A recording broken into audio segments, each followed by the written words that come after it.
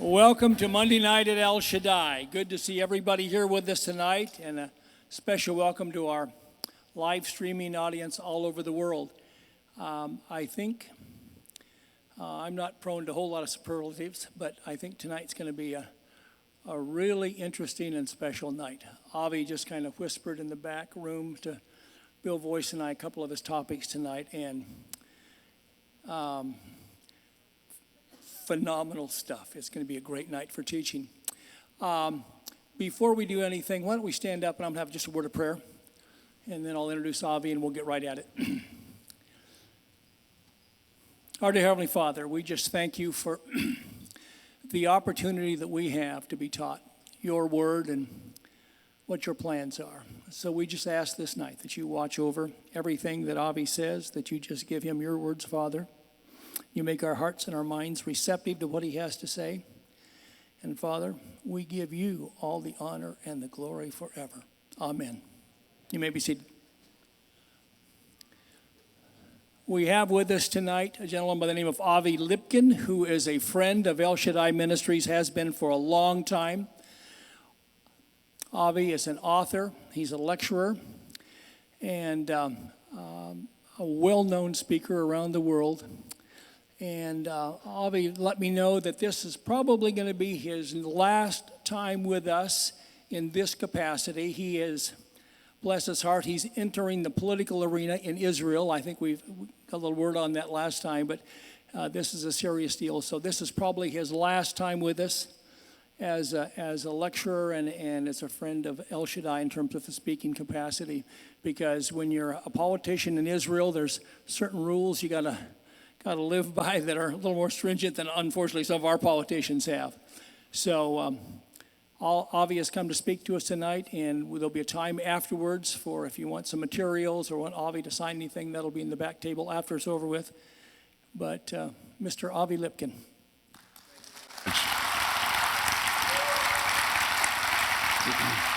Are we on? Yes, we are on. Good. Thank you. I hope you applaud at the end. There's a saying, better than to be invited is to be invited back. So I was here 2 months ago, praise God, and I'm very, very extremely happy to be back. I'm going to be talking primarily tonight about the book of Exodus. Last time I was here, I talked primarily about the book of Genesis. There's a reason I spoke about Genesis, and I'll say so very briefly, and then I'll explain why we're talking about Exodus. But before I do so, I wanted to give a short explanation about the political party in Israel. Israel is a parliamentary democracy. It is made up of different political blocs. We have only 33 political parties in Israel. So we need one more. And the parties are pretty much blocked together as socialist, ultra-left type parties, ultra-Orthodox Jewish parties, Islamic parties, and some nationalist parties, which are, I would say, more traditional conservative politics. And we have 10 Muslim members of Knesset representing their constituency in Israel. The Muslims are about 20% of the Israeli population. They've got 10 members of Knesset, which means about 10% of the Knesset members represent 20% of the people. The Christians today in Israel are 2% Arabic-speaking Christian and 6% Russian, Ukrainian-speaking Christians. That's 8%. And 6% of the population of Israel is Jewish, married to the 6%, which is Christian. I'm giving ballpark figures. So we're talking basically, I'm talking about a constituency of about 14% of Israel, I believe would support a Judeo-Christian Western civilization and democracy party. At the same time, 3 million Israelis have at some time lived in Western Christian countries. And without getting into politics, I will say that it is a given that Western civilization democracy parties, Western Europe, America, Canada, are known to be very, very beneficent to the population. We do not have in Israel today a Judeo-Christian Western civilization and democracy party. And we have, like I said, 10 Arab Muslim members of Knesset. We do not have one Bible-believing Christian in the Knesset from any party. So what I'm doing is I'm creating a political party where for every 40,000 votes, the next man or woman on the list gets in. And my candidate list, we don't vote for individuals per district like here in the United States. We vote in Israel for party lists. And so my party list candidates will be Jew, Christian, Jew, Christian, Jew, Christian, Jew, Christian. In other words, it'll be a 50-50 Jewish-Christian partnership. Now, I think last time when I was here, I spoke about a massive influx of Muslims from the Middle East into the United States. Did I not? I think I did. And I spoke about a lot of these Muslim immigrants coming here. 90% are peacekeeping, law-abiding citizens, according to the law enforcement. Only 10% are terrorists. I heard a statistic this week that 4.5 million Muslims already live in America. It used to be 2 million. A man who I greatly love and admire, Michael Medved, doesn't want me on his show because I say 20 million Muslims in America. He says 2 million. He says you have to be responsible with the numbers you give. And he said 2 million. Now they announced it's 4.5 million. And I think I was wrong about the 20 million. There are really 30 million Muslims in America. Very soon to be 50 million or more, because all these Islamic countries are collapsing as a result of ISIS and the Arab Spring. And even if you have 30 million Muslims or 20 million Muslims and only 10% are terrorists, you're still talking about 2 million or 3 million. And how many people shut down the US on 9/11? 19. So you see, the problem facing America in 9/11 type attacks is a very, very serious problem. And if these people are educated in Islam, and they are educated in Islam, to kill the Jew on Saturday and to kill the Christian on Sunday. And you remember my joke I told at the end of the message last time. To kill the Jew, to kill the Christian, to kill the Hindu, to kill the Buddhist, to kill the blacks in Africa, and then the Muslims kill each other. And they call that a religion. And I told this in Switzerland in 23 cities and got a 3-year jail sentence for hate speech against a religion called Islam. And I said, Islam's not a religion, it's a criminal psychosis.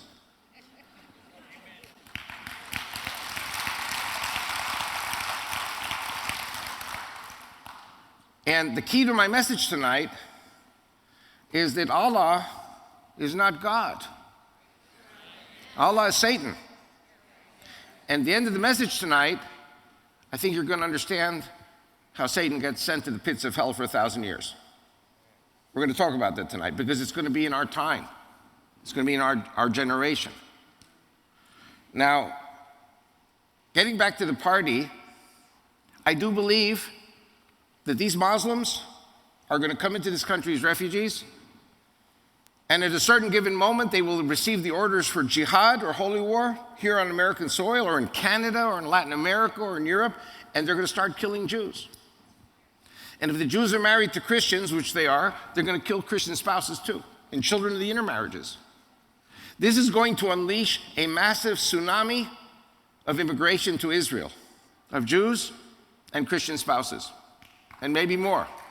I don't applaud, this is almost like a Holocaust scenario. The good news is there is a state of Israel. The good news is that there is, I believe, an alliance forming between Jews and Christians. And on my part, I'm going to create an alliance in Israel of Jews and Christians.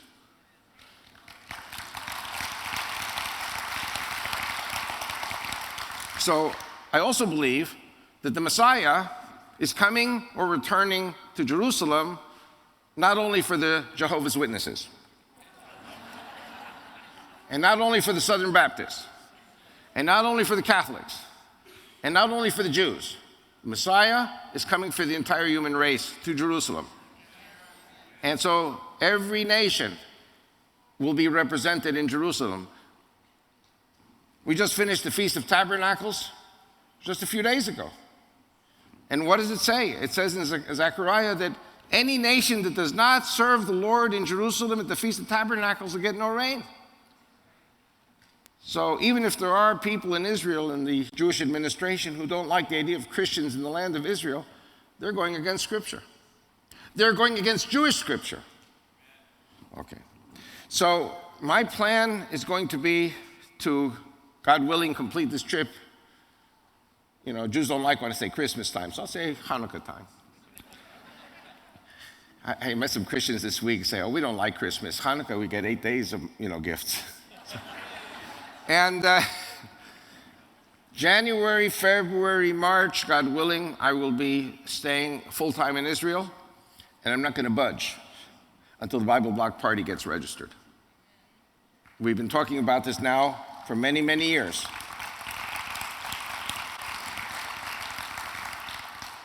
We have 70 signatures. We only need 30. I've been waiting for these Nazareth Christians to come, and they're afraid.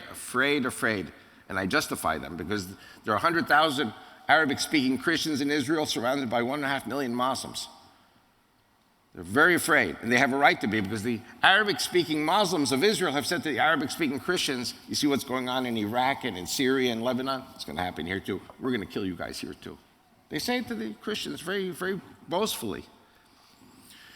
So it's going to be very important for the Jews of Israel, for all of us to stand by our Arab-speaking Christian brothers and sisters. And those who speak Russian in Israel, they know what to do with the Muslims. Okay. So anyway, I'm hoping to become the Israeli Huckabee.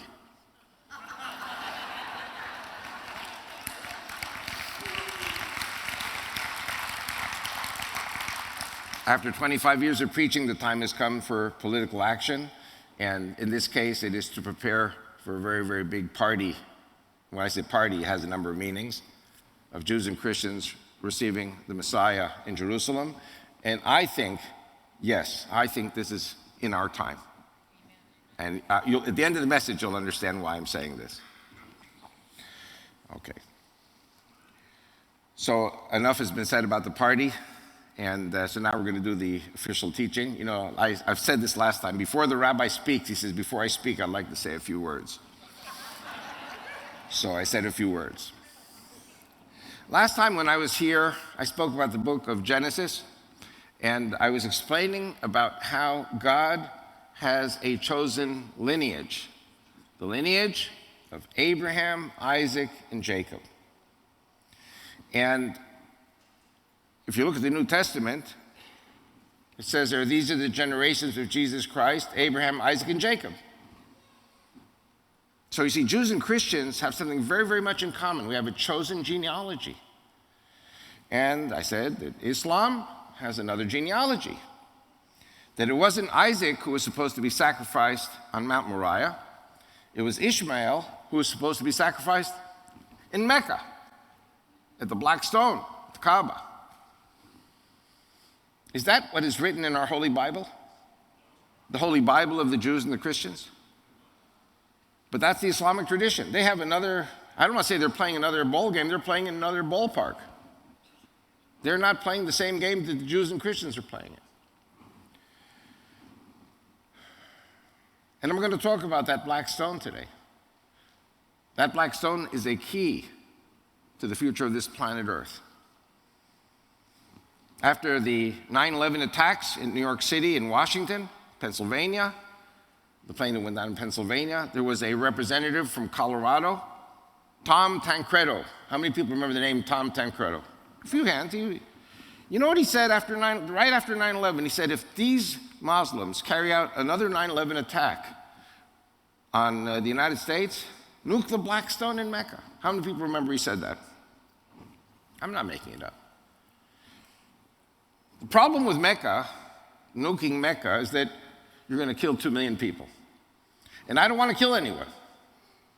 What I'm talking about is something that will not take the life of one person. I suppose I've piqued your interest. But the black stone is the vortex of all the evil in the world. ISIS, did you know that ISIS has said they want to blow up the black stone? ISIS said they're going to blow up the black stone because the black stone was a heathen, pagan place of evil pagan worship, and that Muhammad had no right to take a pagan, filthy place and make it the center of Islam. ISIS said this. Does anyone remember having heard this? Okay. So let's talk now a little bit about the generations. I don't want to repeat what I said in the teachings last time because we have to get onto new stuff tonight. But we know that God says 4 times Isaac, Isaac, Isaac, Isaac, not Ishmael, not Midian, not the children of Keturah, the children of the concubines. God says, send them all away with gifts. And we know that all these rejected children, they're all children of Abraham, but they hate Isaac, and they hate the generations that came out of Isaac because they were the rejected ones. And I think I mentioned last time that in many families, you're going to find children who are saved, anointed by God, and you're going to find children who are not saved, not anointed by God. And there's a tremendous animosity within the family between the siblings that are saved and those who are not. How many people know this? And there are families where the parents are saved or anointed and the kids are not. And there are families where the kids are anointed and the parents are not. How many people know that in your families? And there's a strong hatred towards anyone who is saved or anyone who's anointed. I say anointed because Jews will be anointed, Christians will be saved. But we all serve that same God of Abraham, Isaac, and Jacob. And if, God forbid, somebody is an atheist or doesn't believe, that atheist is going to hate those that believe, not the other way around. Those who are saved or anointed of God do not hate the siblings or family relations that are not saved. You pray for them. You don't hate them. And you remember when Jacob got the blessing first, and Esau came to his father, he said, bless me. And Isaac said, you'll live by the sword. Was that a blessing or a curse? That's a curse. He who lives by the sword dies by the sword. Isaac knew what he was dealing with here. And so Esau goes off and marries the daughter of his uncle Ishmael, the guy who sodomized his father. Remember, we spoke about this last time. How many people remember we spoke about this last time? It's in the Hebrew, mitzachek. Ishmael was a wild donkey, a man of war. His hand will be against everyone else's hand, and everyone else's hand will be against his hand, and he was a sexual pervert. And he is the role model for every Muslim in the world today, Ishmael. He was the role model for Muhammad, who was basically the same kind of guy. And so Esau goes off and marries the daughter of that man, of his uncle. There's a lot of baggage in the Bible. You have to read between the lines. I don't know if I said this last time, but you remember Joseph? Joseph is put down in the pit by his brothers. They're going to kill him, but first they want to have lunch. They're hungry. They have to make a barbecue first. He said, we'll come back in a few hours after our barbecue, then we'll kill Joseph. And somebody lifts him out of the pit, takes him away. He's not there in the pit anymore. You know who took him out of the pit? His cousins. There was a caravan of Ishmaelites and Midianites. We're going to talk about that today. And remember, Midian and Ishmael are half-brothers of Isaac. And you go down 2 generations, they were second cousins. The caravan of Midianites and Ishmaelites pulled Joseph out of the pit. They would have let him go. It's their flesh and blood, their cousin. No, they take him to Egypt and sell him to Potiphar for 30 pieces of silver. Because they hated him. They hated his brothers.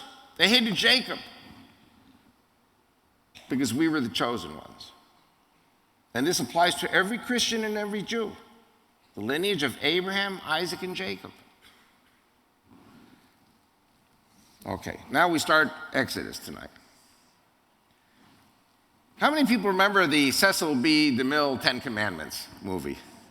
I mean, this is one of the greatest movies ever made. And I don't know if you remember the beginning of the movie, Moses is coming back from a successful military campaign in Africa. How many people remember this? I don't know if you remember the beginning of the movie. Africa. How many people here know that Moses fought a war in Africa? How many?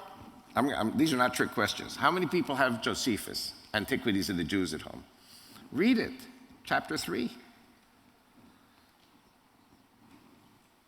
How many people remember Moses has a black wife? He has a Cushite wife. And Miriam badmouths her, so God gives her leprosy. So, some people say, oh, that was Zipporah. She was the Cushite wife. Was Zipporah Cushite? She wasn't. Moses had 2 wives. So this is the story. I'm going to start sharing a few things. We're going to build up. You're going to see some history of Africa, some history of Arabia, some history of Egypt and Israel. And my faith is that what we learn from the past directs us to the future. You all know that Moses in the Torah is put in a little crib with pitch, so the crib won't sink. And Pharaoh's daughter takes him out of the Nile. And he's raised in the house of Pharaoh. And Pharaoh's daughter calls on Miriam and the mom, Yocheved, to come and breastfeed the child. And then the next verse you read, he kills the taskmaster, and then he has to flee, and he marries his cousin Zipporah. And what happened all those years? What's the history of Moses? There's no history of Moses. On the contrary, what we see about Moses is that he stuttered. You know the joke about we were not supposed to go to the Holy Land after slavery in Egypt. We were supposed to go to Canada. How many people know this one? You don't know this one?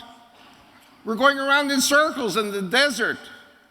And the Israelites say to Moses, Moses, our leader, where are you taking us? He was trying to say Canada, but he was stutterer. So he said, Canaan. So we went to Canaan. Canaan. Forgive me for saying it, but the Torah, in certain ways, is not flattering to Moses.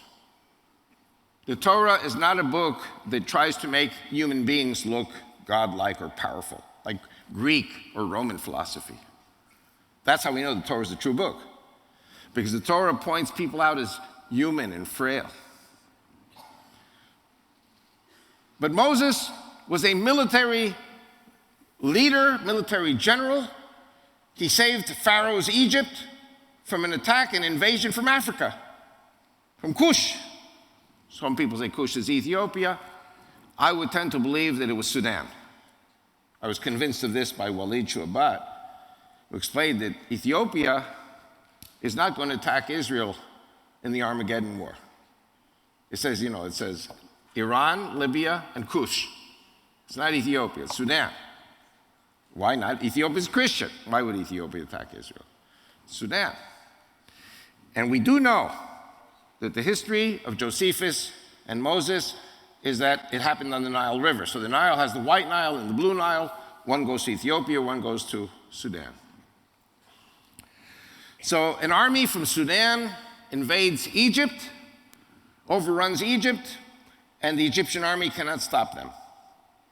And all the Egyptian generals chicken out. And Moses, the Hebrew, because they all knew he was a Hebrew, said to Pharaoh, give me some men, I'll defeat them. And all the other Egyptian princes were so happy to send Moses to his death. But Moses did something very Israeli. He circumvented the Ethiopian or the Sudanese army, came around from the rear and defeated them. And then he went on to the Sudanese city there, laid siege, and some beautiful princess, daughter of the king, was on the ramparts, and she saw Moses. She fell in love with him. She sneaked out through the back door of that city and went over to Moses and said, if you marry me, I'll deliver the city in your hands without a drop of blood. What's Moses going to say? No? So he married her. And Josephus says he consummated the marriage. That's the woman that Miriam didn't like. Okay. So Moses comes back in the Cecil B. DeMille movie, 10 Commandments, as the great conqueror of Africa. That's history. It's not in the Torah, because it would make Moses look like some military genius or something, which he was. There's also a midrash. How many people have heard of midrash? Midrash are the interpretations of the rabbis of the Torah. It's called Yalkut Shimoni, the Simeon file. And this was written in Germany, actually, in the 12th century, 13th century. And it talks about a similar story. There's another story in Sefer HaYashar, the book of Jasher, as Americans would pronounce it. Also, Moses fought in Africa.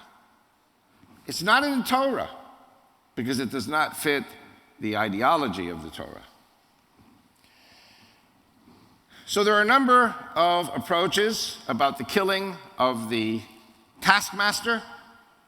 According to the Torah, he's a young man, kills the Egyptian taskmaster, and he flees to Jethro. And then he marries the daughter. All this is like in 2-3 verses.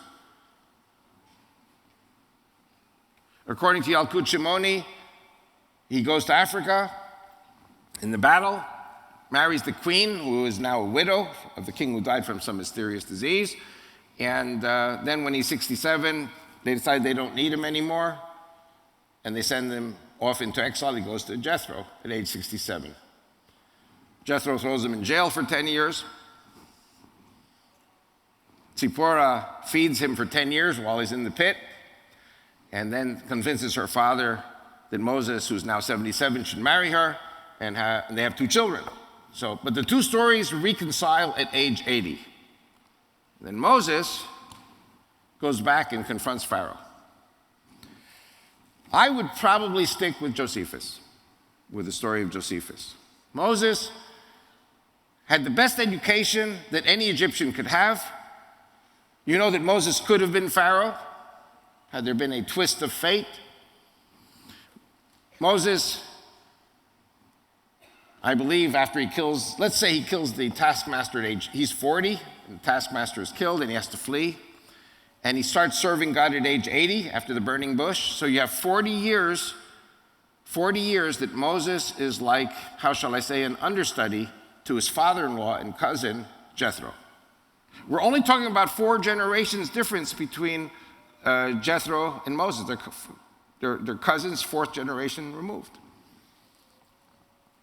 Now, I have a very, very unusual take on this.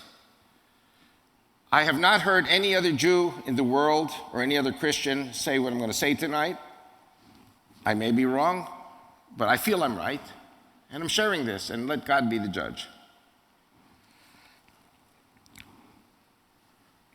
When you ask rabbis, where were the 40 years wandering in the desert? The rabbis say the Torah is not a GPS, we don't know. Could it have been in China? Could it have been in Africa? Where did the 40 years in the desert take place? My contention is that the 38 years were in the Arabian desert. Why do I say that? I have a number of reasons to say it. You know, my wife and I, Rachel and I, are a very romantic couple. Instead of going to Blockbusters to pick up, movies, romantic movies, we watch the Saudi and Egyptian news, channels and their weather reports. And when you see the weather map of Saudi Arabia, the 2 holy cities of Islam are Mecca and Medina. Mecca, relatively speaking, is a new city. I believe during the time of Moses, there was no Mecca. During the time of Moses, there was a black stone in the middle of the desert. Nobody knows how it got there. Some people say Nephilim, some people say UFO, all kinds of theories how that black stone got there. The black stone in Mecca is not indigenous to the Arabian desert. The city that was always there was the city of Medina. You have Mecca, you have Medina. Medina was a city. Medina was an oasis, had lots of water, had lots of trees. And one of the names of Medina, when you look at the Saudi TV station and you see the weather, or Al Jazeera, it says Medina Minawara. Now, it doesn't maybe sound similar to you, but Minawara means all lit up. In other words, the all lit up city of Medina. What word in Hebrew do we know similar to Minawara? Menorah. What's the menorah? It's all lit up. I have a DVD on the back table which I have the honor to offer to you tonight. I didn't make the DVD. It was made by Jim and Penny Caldwell. How many people know Jim and Penny Caldwell? I see a few hands. These are good Christian people. They live in Mississippi. And they lived in Arabia at the, I think it was Ras Tanura oil fields, eastern Arabia. They were there 12 years. And on their free time, they would go camping out in the desert. And you know where they'd go camping? They'd go camping to Mount Sinai. How many people heard of Mount Sinai? Now, Helena, St. Helena, the mother of Constantine, went to the Holy Land, built churches everywhere, and then she went down to the Negev and Sinai, and some Bedouins said, hey, it's over there. And that became Santa Caterina in the Egyptian Sinai Peninsula. But the Caldwells found the real Mount Sinai. This is my faith. I agree with this 100%. They went to Saudi Arabia, and you have to understand something. Jews and Christians cannot travel around freely going camping in Saudi Arabia. I don't know how they did it. They really risked their lives. But the Bedouin were telling them, Mount Moses is over there. And they get there to Mount Moses, and it's fenced off by the Saudi army. It says anyone who crosses this fence is going to get shot. Now, you know, there's nothing more enticing than when you can't have it. They went through the fence. They got arrested. They survived it. And they spent time within the fence. And they found things. It's all on the DVD. I'm not going to talk so much about it, but the point I'm saying is Mount Sinai is about 200 miles south of Eilat Aqaba. It's in the northwestern part of Saudi Arabia. We're going to get to this. I'm going to talk more about this. Now, another name for the city of Medina is Yathrib. Yathrib in Arabic means Jethro. The city of Medina is called Jethro by the Arabs because everybody knows who Jethro was. And you know, in our Holy Torah, in our Holy Bible, God never speaks badly about Jethro. It's a very unusual thing because Jethro was not Jewish. He was from Midian. He was also from Abraham, but it wasn't considered from the lineage. He's from the rejected lineage. So you have Medina Menawara, Medina with the menorahs, or the enlightened area Medina. And then you have Yathrib, which is Jethro. Jethro was there. So why am I talking about this? Because I believe, as high priest of Medina, he would go on pilgrimage down to Mecca. Mecca was just a black stone in the middle of the desert. And I think that Moses was an understudy to Jethro for 40 years. He was a shepherd. I mean, you know, he found the burning bush also, Mount Sinai. But he probably also went on pilgrimage to that black stone. So here comes the part where I begin to start asking questions. I'm in seminary. I'm in the Jewish Theological Seminary. Some people call it the Jewish Theological Cemetery, but you know, people who hear about cemeteries and seminaries think sometimes you're supposed to learn, but you're not supposed to ask questions. And I had a penchant for asking questions. That was not good. So now I'm going to start teaching you Arabic and Hebrew tonight. What do you call a Muslim pilgrim to Mecca? Hajj. Hajj, H-A-J. How many people know the word Hajj, now that I've mentioned it? I think Leon Uris also wrote a book called The Hajj. Now, I have the fortune of being married to Rachel. Rachel is an Egyptian Jewish woman. And in Egyptian Arabic, the word Hajj has a different pronunciation. The J becomes a G. So the Egyptians pronounce it Hag. If you go to Mecca, you're a Hag, not H-O-G. So you have Hajj, and you have Hag, and then I start to think. Because I look in Exodus, and I see Moses confronting Pharaoh, How many times does Moses say to Pharaoh, let my people go? 6 times.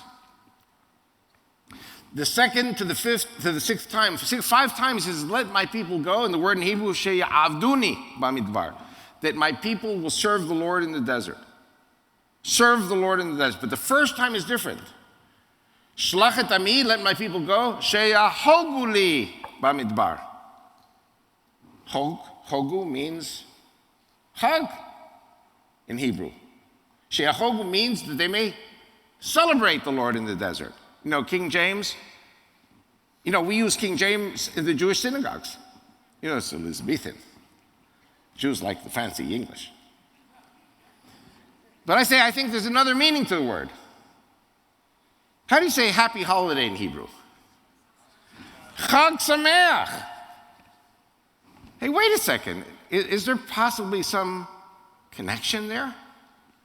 Hajj in Arabian Arabic, Hag in Egyptian Arabic, and Hag in Hebrew. Is there a connection? I say yes. Because you see, the word Hag has another meaning. The word Hag in Hebrew means to go around in circles. How do you say an airplane in Hebrew? Matos. When the plane is circling over the airfield, you say matos Hag. The plane is circling over the airfield. I don't know if you can begin to feel there's a Pandora's box here. The word hug in Hebrew means like a circle. When you're all sitting around in a circle, it's a hug. Or when you're studying Hebrew, hug ivri. Hag, hug. There are many words. How many people remember the rotary telephone? That's called telephone chuga. Chuga, hug. It goes around in circles. So Moses says to Pharaoh, Shlachet ami sheyachogu li bamidbar. Let my people go so that they may go around in circles in the desert.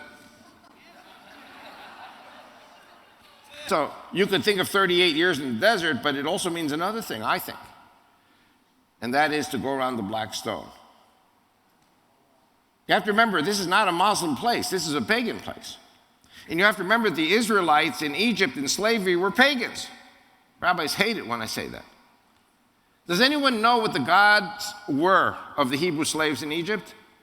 The male and female cow and bull. How many people know that? This is very clearly explained in the DVD of Jim and Penny Caldwell. I mean, didn't you ever ask yourselves, why was the high priest Aaron not executed for making the golden calf? I mean, today we look back, what a horrible abomination, the golden calf. But you see, and Aaron says to the Israelites, here are your gods. And Aaron was not punished because he was restoring the gods that the Israelite slaves knew in Egypt. Because the whole idea of Judaism starts at Mount Sinai after we leave slavery. But when we were in slavery, we prayed to the male and female bull and cow. And the golden calf was basically giving the people back a God to believe in. That's why Aaron was not executed. Aaron was not punished at all, for the golden calf, the sin of the golden calf. All of a sudden, God reveals himself to Moses, and then Moses comes to Pharaoh, who thinks he's God, and he comes to the Israelites and says, guess what? We have a God. We can't see him. We can't hear him. We can't touch him. Can't even look at him. So the Jews, the Israelites, they leave slavery. Before they leave slavery, they're commanded to put on phylacteries, these little cubes, which I think remind me of the black stone and the cube in Mecca. The symbol of slavery was the pyramid, the triangle. The symbol of freedom in the desert was the cube, the black stone. This is my theory. There's nobody else saying it. I could be 100% wrong, but these, I think, are things that fit. Moses says to Pharaoh, let my people go so that they can be 3 days journey in the desert. It didn't mean 3 days from Cairo. I believe the 3 days were the pilgrimage itself. Because the Hajj is how many days? 3 days. We're talking about a pagan tradition that has been there for 4,000 years. After the time of Muhammad, it became Muslim, but before that, it was pagan. So let my people go so that they may go around in circles in the desert. Go around the black stone 7 times. 3 days in the desert is the time of the Hajj. It takes 3 days to do the Hajj in the Mecca. And that horrible slavery was a pyramid. And freedom in the desert was a cube. People were primitive. People needed something to touch, something to tangible. You know, I say to the rabbis, but you know, we were in Arabia. No, it doesn't say Arabia anywhere.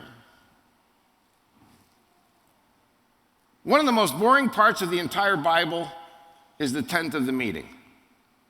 It explains about wooden beams, it explains about curtains, and it explains about how the curtains will be hanging, and boring technical stuff. But I found something there that shows that the Torah is a GPS. The Torah is a GPS. It says these beams will face, on the left-hand side, they're going to face north. The beams in front of us will face Kedem. Kedem means east. The beams to the right are going to face Yemen. Where's Yemen?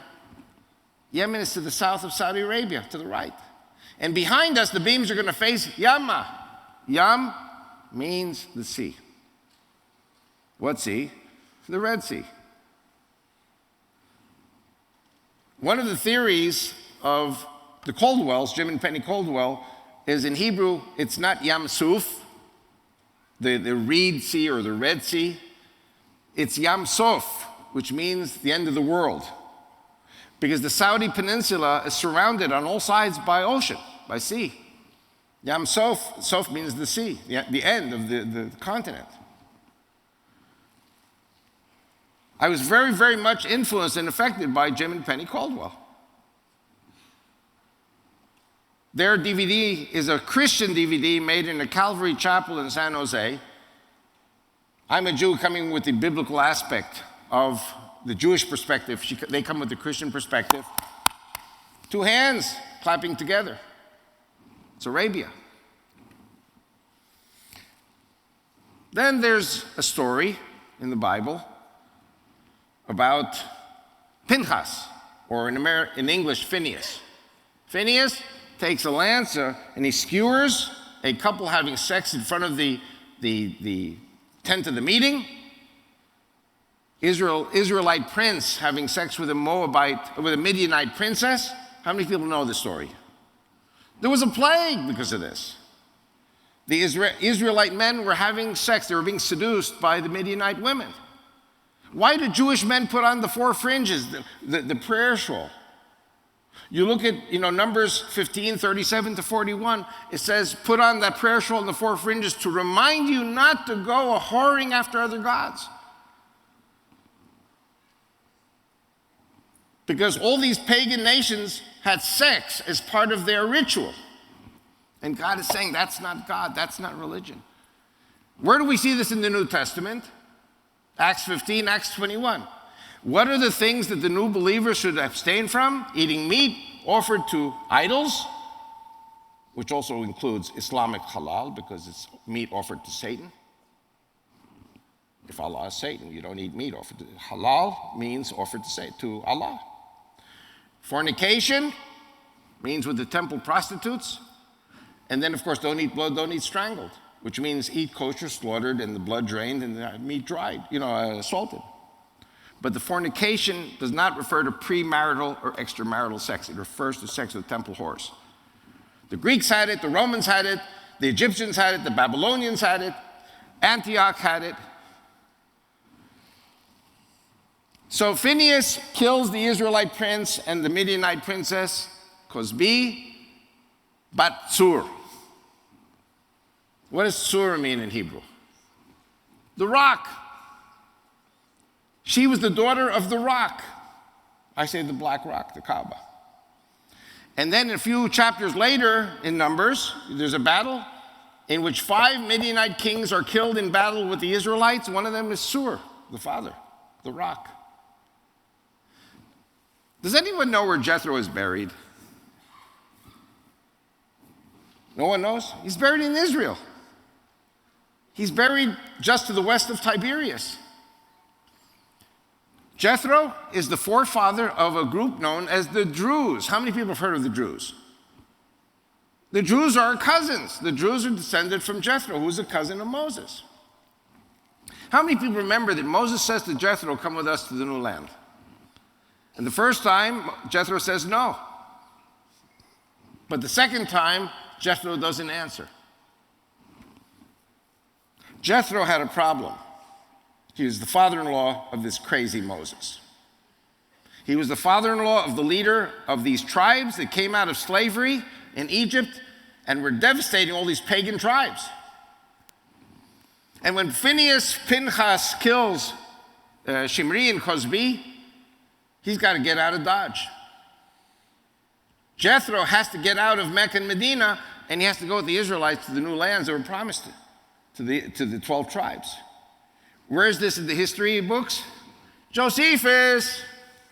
Josephus says that Jethro got a partition of land from the Israelites.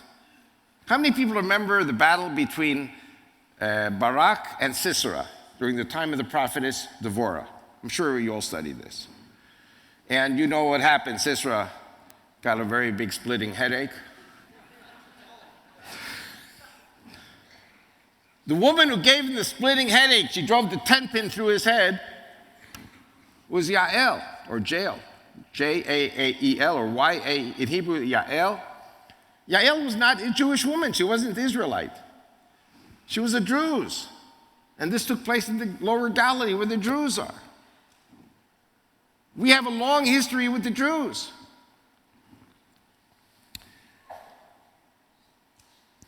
Okay. I don't know if you're beginning to see that there are things that are happening and there are movements. Jethro is buried in the land of Israel. Chapter 2, verse 2 of Deuteronomy. I mean, this is right after this battle that I'm talking about in the book of Numbers. From Numbers, we'll go straight into Deuteronomy. Chapter 2, verse 2, God says to the Israelites, enough being encamped on this mountain. Which mountain? Mount Sinai. Turn north and head to the lands that I've promised you, the land of the Amorites. So what does it mean, turn north? Where were we? If we have to turn north, where were we? We're south. We're in Arabia.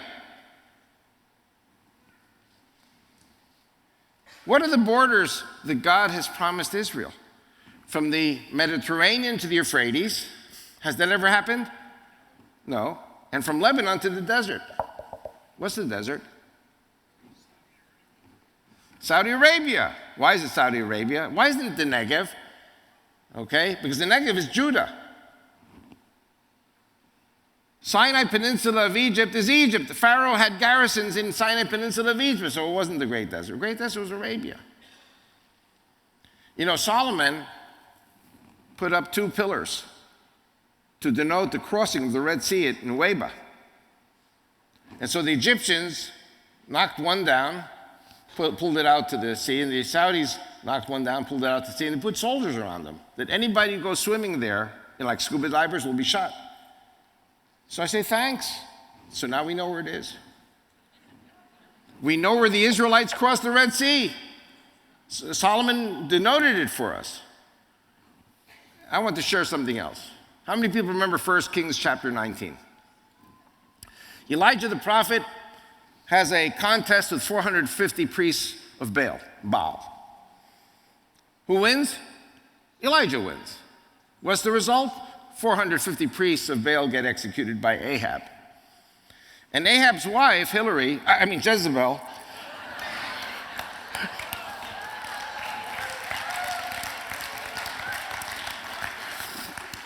says to Ahab, you tell that Elijah that what he did to the 450 priests of Baal, I'm going to do to him. So now Elijah's got to get out of Dodge. So he has to flee from Mount Carmel from Haifa, and he literally runs, get down to Beersheba. And he's with his aide. And he's very depressed. You know, all the prophets have been killed. He's the only one left. And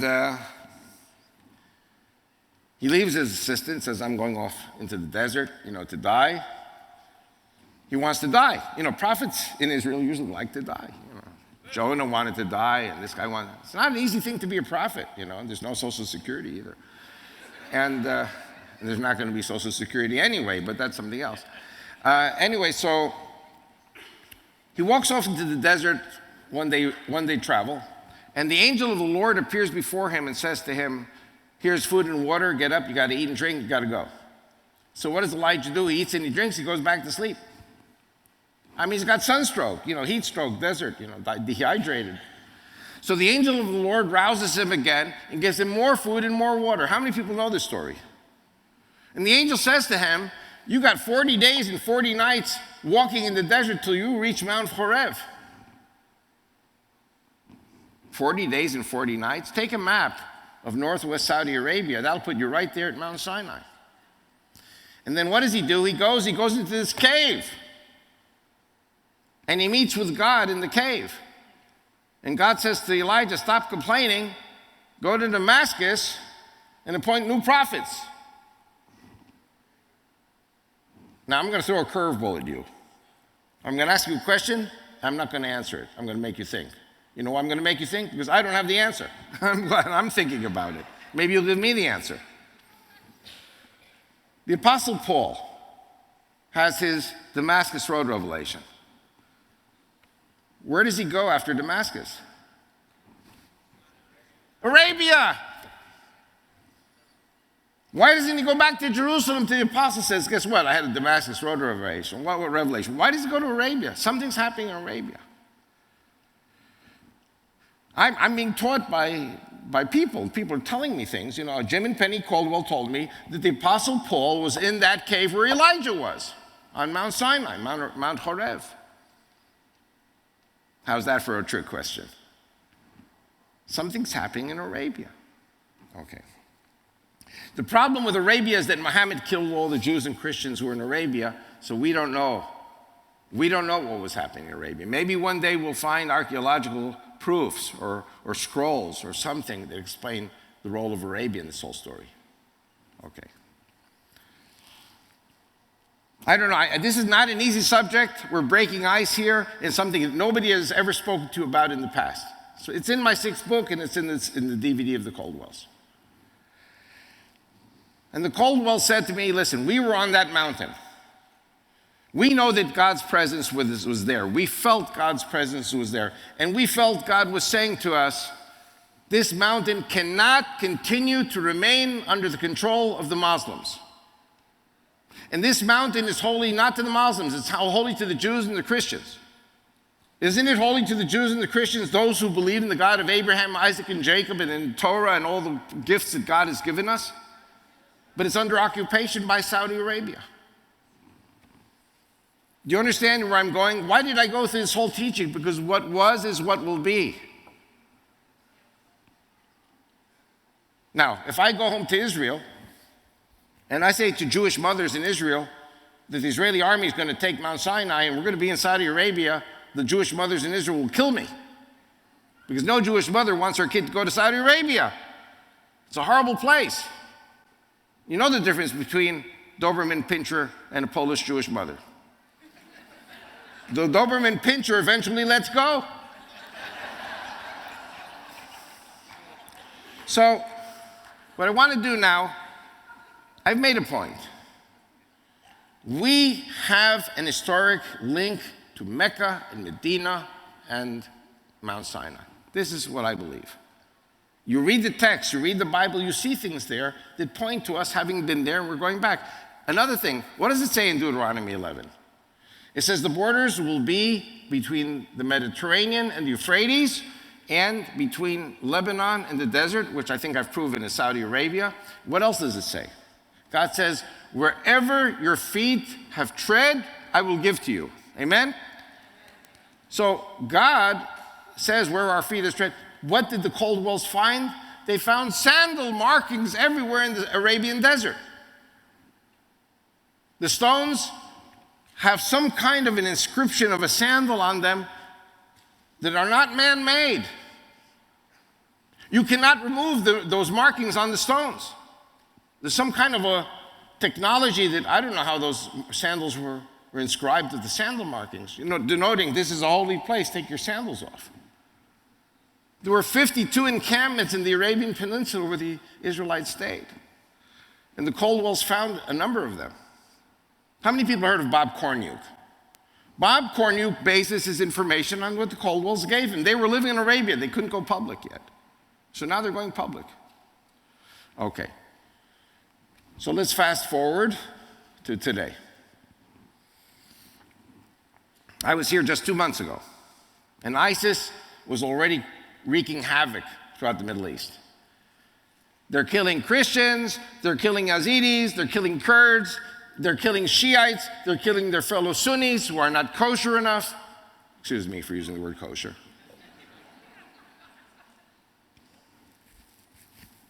I'm watching the clock because I want to squeeze in the most important information. Now, one of the things I said last time, 2 months ago, I spoke about the harlot riding the dragon. And I said that Islam is the dragon, Allah is the dragon, Allah is the serpent, Allah is Satan. What's a harlot riding the dragon? The harlot is a man, woman, or system paid for services rendered. And you remember last time I spoke about the Dallas Council on World Affairs. I'm not going to repeat this thing, we don't have time. The One World Government, the Council on Foreign Relations, the Trilateral Commission, the Mason-Dixons, whatever you want to call them,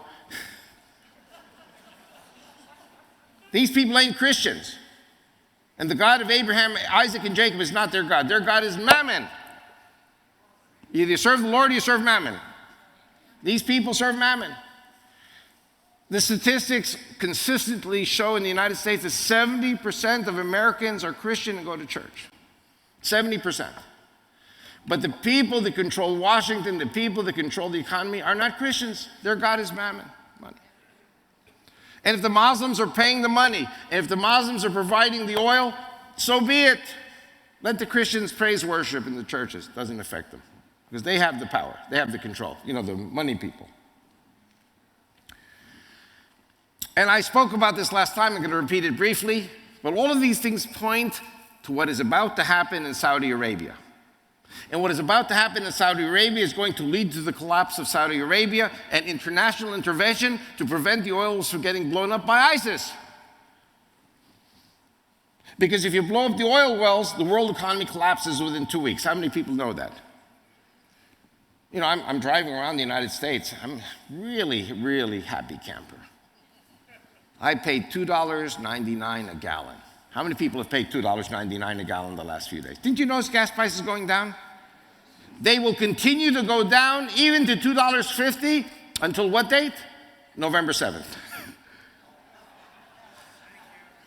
November 7th. They got your vote? Afterwards, forget about it. Okay.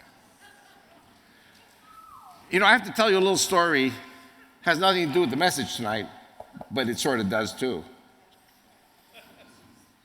Prime Minister Benjamin Netanyahu, whom I greatly admire, was prime minister between 1996 and 1999. Bill Clinton was president, and he was not only twisting the arm, he was twisting off the arm of Netanyahu, and Netanyahu had to make the territorial concessions, which basically led to the downfall of Netanyahu. I won't go into everything. You know what stopped the pressure on Netanyahu? Something happened, and it stopped Clinton from pressuring Netanyahu. And I call it Queen Esther. You know who Queen Esther was?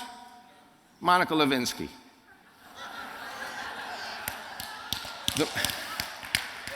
Some people say the Mossad Center. After the Monica Lewinsky affair, all the pressure on Israel stopped. Bill Clinton now had other things on his mind other than Israel. And you know what the first thing he did was, Bill Clinton? He flew to Saudi Arabia, and something happened very interesting with gasoline prices. I don't know if you remember this. I remember this. I'm a traveling itinerant preacher the last 25 years, driving. And I spend a lot of time in Odessa, Midland, Texas, where they have oil. And my Christian friends explained to me it costs $18 a barrel to get it out from under the ground. And the price of gasoline in 1998 was $18 a barrel. And they said to me in Texas, if it's under $18 a barrel, then it doesn't pay to take the oil out from under the ground.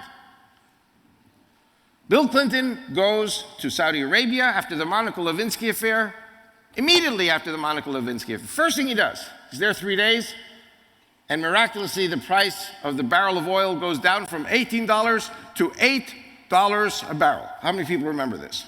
I remember it because I was driving around the country. My Texas friends were telling me these things. I remember January 99 driving through Atlanta, Georgia, and I filled up with gasoline at 69 cents a gallon. This is 1999 January. How many people remember 69 cents a gallon? It made no sense because it costs $18 a barrel to make it. So how are you going to sell it for $8 a barrel? But see, the Saudis, they open the spigot, they close the spigot. They open the spigot, they close the spigot. And when the Senate nullified the impeachment of Bill Clinton, the price went up from $8 to $32 a barrel overnight. There was a deal. The president sold out the United States to the devil, to Saudi Arabia. You do it, bring it down to 8, then you bring it up to 32. It's all manipulation. I have news for you. The barrel of oil still costs only $18 a barrel, maybe 20 with inflation, maybe 25. Do you know that ISIS has taken some oil fields in Iraq and Syria, and they're selling the oil for $35 a barrel? $35 a barrel. And ISIS is still making money. You know what that means? You know what that means about your oil companies? That they're charging 3 times what they should be charging for a barrel of oil, for a gallon of gasoline. So the price of gasoline for the car should not be $2.50. The price of gasoline should be $1.20. Somebody is ripping off the American people. It's an international cartel decision. The point I'm saying is, United States, Canada, Europe, the Saudis, OPEC, all these countries are all in bed together, and they're comfortable because everybody's making money off the backs of the poor workers. I don't want to sound like a communist or a socialist, which I'm definitely not, but you're dealing with billionaire trillionaires who are mafiosi. They're mafia people. Okay. But let's talk rational things. How do you make plastic? With petroleum. You cannot have any economy without plastic. You cannot make plastic without petroleum. If ISIS takes Saudi Arabia, it'll be the end of the oil wells. How do you destroy Christianity? You destroy the economy of Christianity. How do you destroy the economy of Christianity? You destroy the oil. You prevent the oil from reaching Christian countries like China, India, and Japan. In the eyes of ISIS, it's all Christian economy. This is a problem for the entire world, and that's the key. Islam will not be terminated by the Jews or by the Christians. Islam will be terminated by the one world government that will say, this ISIS has gone too far. And 92% of the young people in Saudi Arabia, 92% of the young people support ISIS. Do you think that the West can stop that? ISIS will take Saudi Arabia. ISIS will take Jordan. And if ISIS takes Jordan, do you think that Israel's borders will remain the same borders? I think all the land should be returned to us.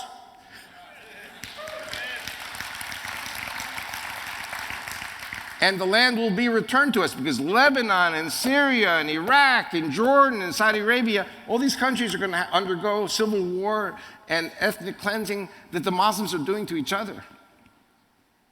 We, as Jews and Christians, would never do these horrible things. They're doing it to each other because their God is the devil. And you know what? Let's look at one of the consequences of a failure for the oil to reach the markets. Oil goes up to $300 a barrel, world economy collapses. How many people heard of David Wilkerson? The cities, the ghettos going up in fire. Let me tell you, the city's going to go up in fire because millions, billions of people are going to die from starvation, sickness, and chaos from what this oil failure is going to, if it happens.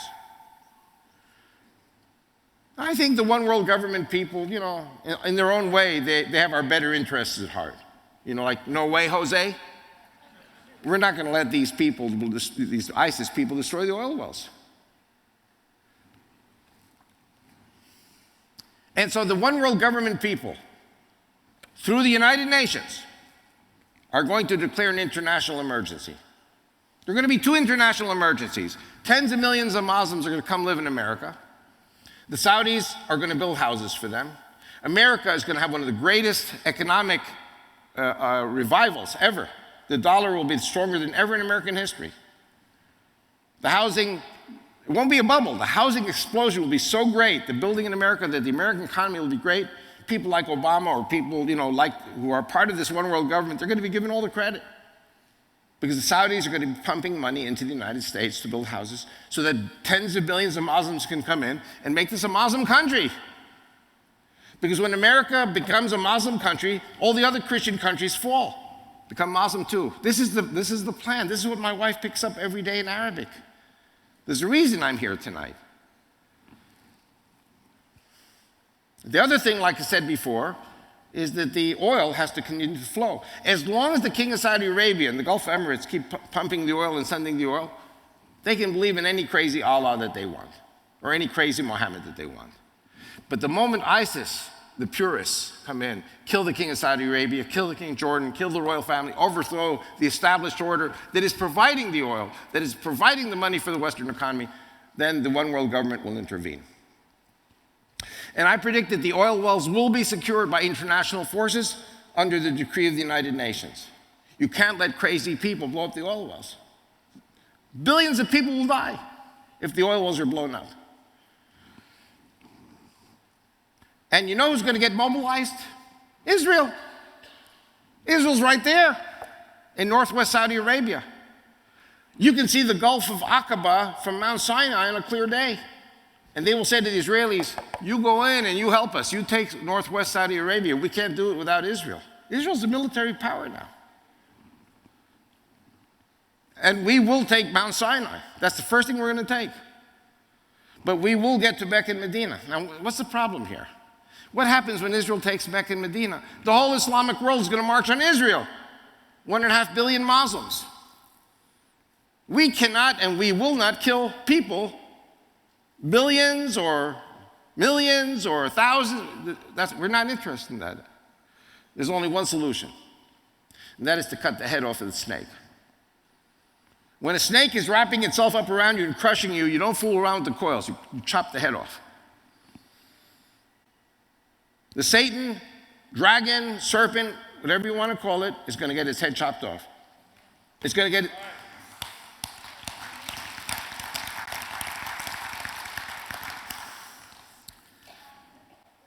Now, Tom Tancredo said nuke it. Nuke the Black Stone. And I know, I think all of you know, there's something called killer satellites. How many people have heard of killer satellites? Killer satellites fire a laser beam from 60 miles up in space, and they can vaporize that stone in an hour or two. I don't know how many hours, or a short time. That black stone is going to be gone. There's going to be a hole in the ground. And Satan will be sent into the pit of hell for 1,000 years, because that's the end of Islam. There is no Islam without the black stone. That is one of the 5 pillars of Islam, the Hajj, to go around that black stone. I love the Muslims. They're great people. But the black stone is going to go, and that's when the Muslims are going to have a life. Just like the Germans in 45. We didn't kill all the Germans. We blessed them.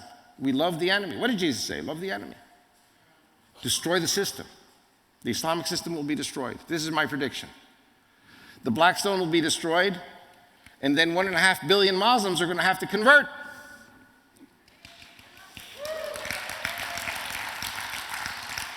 That's when they're going to have a life, just like the Germans, just like the Japanese in 1945.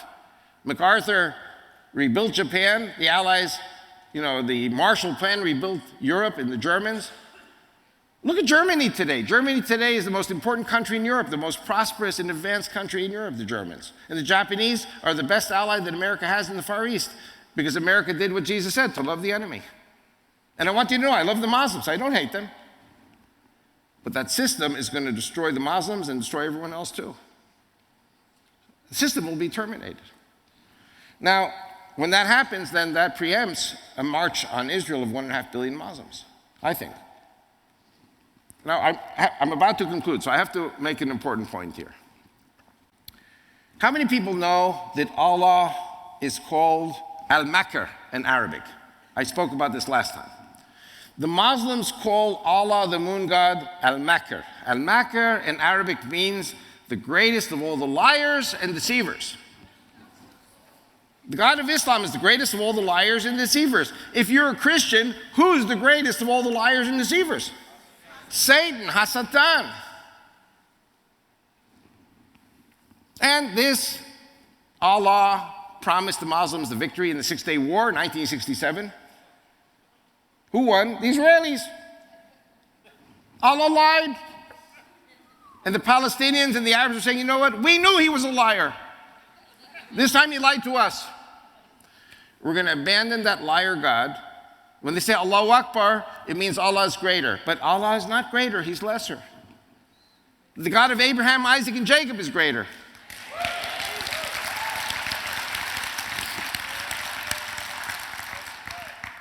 But who ruined it all? Moshe Dayan. Moshe Dayan comes to the Palestinians with the keys to the Temple Mount. He says, let's make peace. You see, Jesus teaches us, who is the king with 10,000 who goes off to war against the king with 20,000? Maybe it's better to send an ambassador of peace. How many people know that verse? It's there. You know where it is? I don't remember the exact quote, the chapter verse. It's together with another parable. Who is it who builds a tower without first counting the cost? Lest people say he started to build a tower and he couldn't finish it. How many people know that verse? That verse is common sense. That's why you know it. But who is the king who goes to war with 10,000 against the king with 20,000? And that was the guiding line for Moshe Dayan. We were now outnumbered not 2-1, we were outnumbered 100-1. The Arabs outnumbered us 100-1 in the 67 war. And Moshe Dayan said, you know what? We had this lightning victory. Let's cut our losses. Let's make peace right away with the Arabs. What did Churchill say? Magnanimous in victory. So Moshe Dayan was doing what Jesus said. But you see, the Muslims don't go by what Jesus said. The Muslims go by what Satan says, Allah. So you know what they said? Aha! Allah is the greater God because he did succeed in confusing such a brilliant man like Moshe Dayan, and he gave us the victory out of the jaws of defeat. We're going to stick with Allah. That's what the Arabs and the Muslims said. You have to remember, when they say Allahu Akbar, it does not mean God is great. Allahu Akbar means Allah is greater than the God of the Jews and the Christians. This is not a war of flesh. This is not between us and them or against Judeo-Christians and Islam. This is a war between God and Satan. How many people know the end of the book? How many people know to whom is the victory? The victory is now. And if you ask me, when is all this going to happen? I'm going to say, mañana, mañana, any day. So, I have to tell you, how many people want to know when the temple is going to be built in Jerusalem? I'm sorry, we were thinking about questions and answers, but I'm going to wrap this up with this. I was in an Assembly of God church in Springfield, Missouri. Now, if you don't know, Springfield, Missouri is the buckle of the Bible Belt. I don't know if you know that.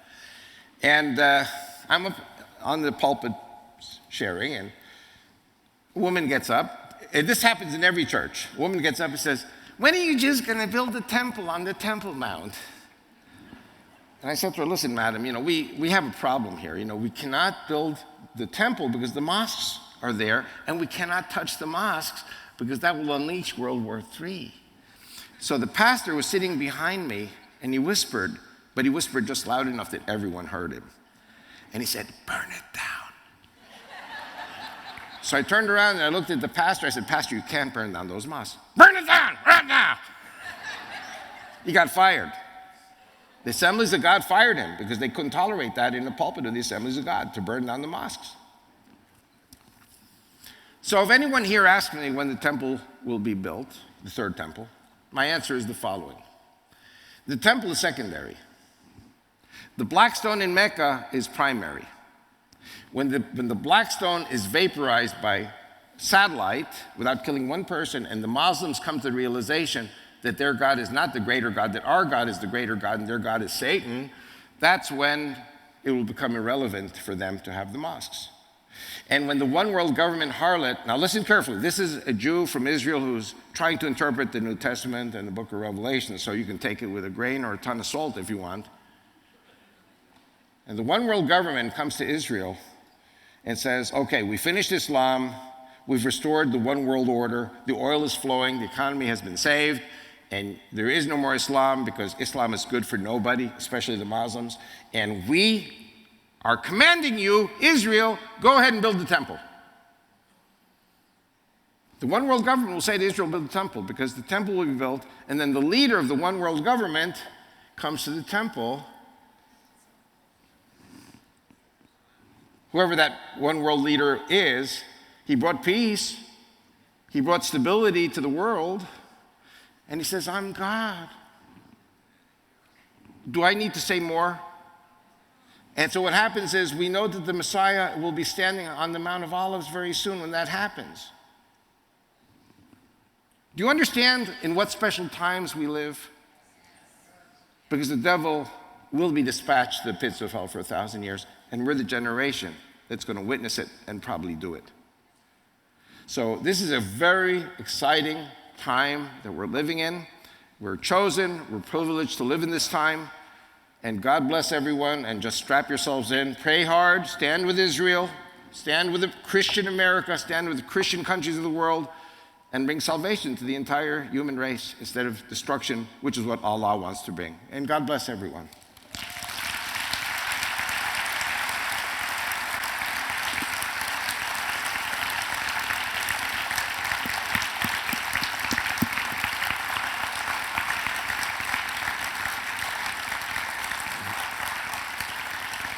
We want to thank Avi for being with us tonight, and like I said early on, it was a powerful word was coming to us tonight.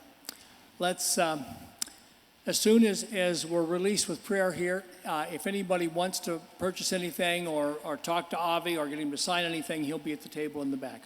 Our Heavenly Father, we just thank you for this time together tonight, Father, the opportunities that we have to learn. We just ask that